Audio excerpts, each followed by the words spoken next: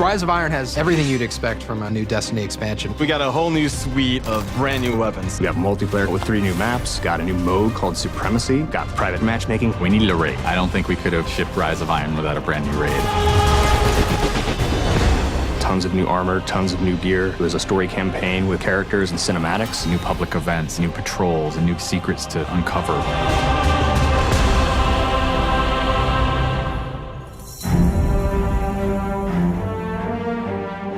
Rise of Iron is about looking at this story that's existed in the Destiny universe, this character, Lord Saladin. I am the lone sentry, and my watch is eternal. It's this journey to understand the past, what happened to these great heroes. The Iron Lords are gone, but our fight is far from over. And through that process, you're saving humanity, you're becoming an Iron Lord yourself, you're getting to wield a giant axe.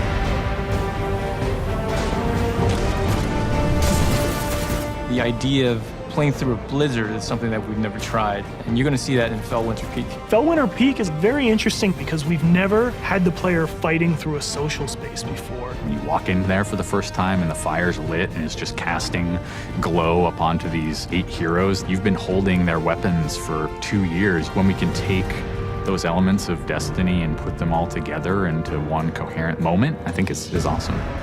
It is time to finish what I began so very long ago. Come, Guardian, help me give my friends the rest they deserve. This is the Guardian's journey with Saladin. He's sending you out into kind of a land that's been forgotten in the Cosmodrome. You're going into Earth, but it's changed. It's actually expanded. You'll see the Plaguelands, post-apocalyptic sky. There's lava welling up from the ground. We know the Devils have been digging into the Cosmodrome for years. They've been looking for something. Well, what they found is SIVA. It is a nanotechnology that can be used to shape things, but they're not trying to use it to build. They're trying to use it to destroy. They've started mutating their bodies, turning themselves into giant monsters, transforming the landscape, even of the Cosmodrome, into this horrible, burning fortress world. Hell's loose in old Russia. Every second we stand here, SIVA's influence spreads and the Devil Splicers grow more powerful. Keep fighting, Guardian.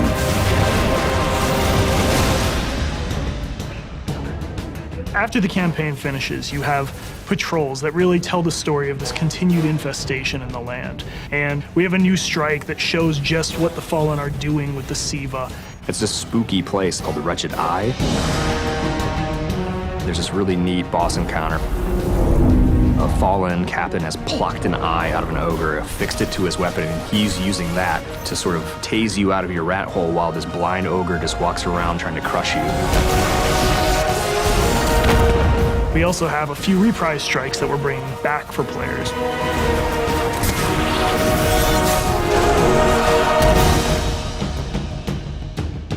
We very consciously set out to create a journey. This is arc of claustrophobia, space inside the wall. And then you get on top of it, and it's sort of this amazing breath of fresh air. You get this vista from the Cosmodrome, it's lit on fire, and there's this death Zamboni who's just trying to crush your bones to dust. This giant machine with a ball arm, spikes on it. What does it mean in a raid when you got to run? I actually want that tension to exist. There's something really emotionally powerful about going on a journey, reaching to the top of the mountain and then crashing back down, confined once again. I think players had a lot of fun when they played Court of Oryx on the Dreadnought, and so we wanted to create a similar type of experience in the Plaguelands, give it this different theme. You ready for this? Almost Thunderdome, Mad Max kind of feel where you jump into the ring and the walls get closed off and then it's just fallen start pouring out. Here they come. And you get a giant flaming axe and you just start beating the crap out of guys.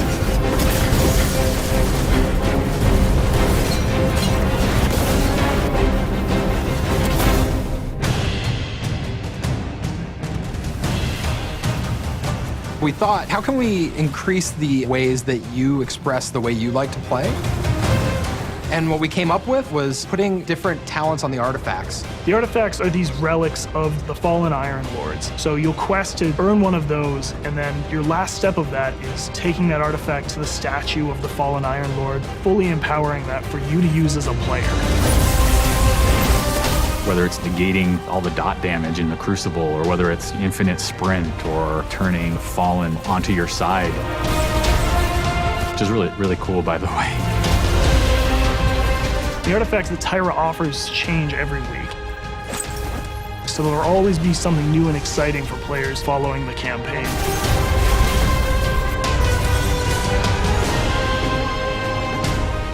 When you put snow, everyone thinks of pelts and cloaks and hoods.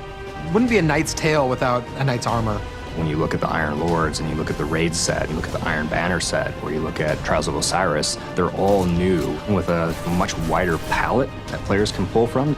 And when you throw ornaments on top of all that, we're going to see a lot more variety in gear. So the ornament system is this really cool thing that lets you take some of your favorite pieces of gear and then you customize this weapon the way you want it to be.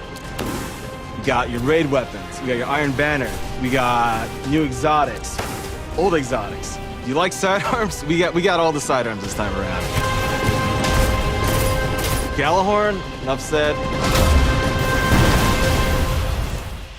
Coming to the Crucible and Rise of Iron is a new game type called Supremacy. Defeat your enemy, claim their crest. It's a fast-paced 6v6 game mode where every kill you get, Guardian drops a crest. Picking up the crest gives you points. Their glory goes to you, Guardian. It's a constant battle over picking up crests and making sure that you're with your team and not out of position. If you pick up an enemy crest, you deny the enemy those points. Excellent recovery. We have new maps. We always have new maps. There's Last Exit, lots of twists and turns, lots of really good close combat. Then there's Skyline, a Clovis Bray headquarters building on Mars. It's a symmetrical, large map. The last one is Floating Gardens, which is an open map. One thing we're really excited about in Rise of Iron is the introduction of private matches. Can't wait to see what people are going to do. They're going to go fire up whatever match they want, play with their friends, host tournaments, have fun arcadey games. They don't have to worry about our matchmaking stuff. They can do it all themselves.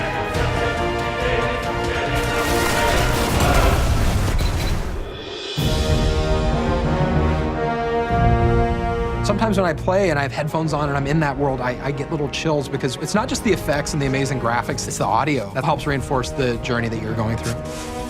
We really want Destiny to feel like it's a natural world that you inhabit, like it's a world that could exist, that does exist. The score is incredibly strong, and the work that the audio team has done on this game, it lights you up.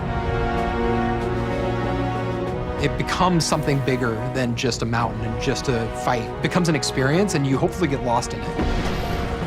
That sense of fun, that sense of adventure, that sense of the unknown, I want to see that translate to our fans and our players. When you see your character at the end of the campaign, I really, really hope that you feel triumphant and proud, like, wow, I'm becoming an Iron Lord.